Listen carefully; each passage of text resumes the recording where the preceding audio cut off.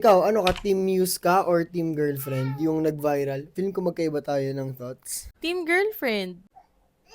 Bakit? But there's a bigger picture kasi. Team girlfriend, pero minus the physical.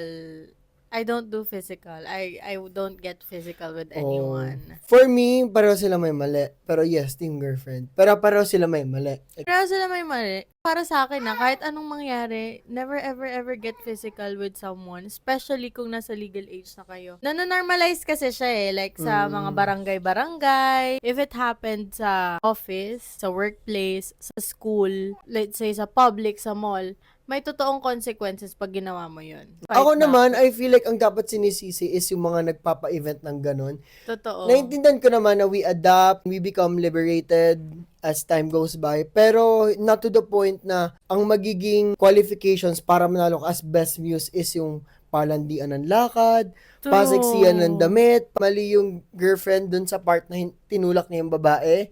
And mali naman yung babae na muse dun sa part na halos ibalandra niya yung sarili niya doon. Kasi dati yung mga opening ng liga, yung mga Muse, sobrang wholesome, sobrang... Kaya pati damit nila, kung ano yung jersey at yung Ibang-iba shorts ng na. team, yun ang damit. Hindi mo na binibitbit yung team na nire-represent mo.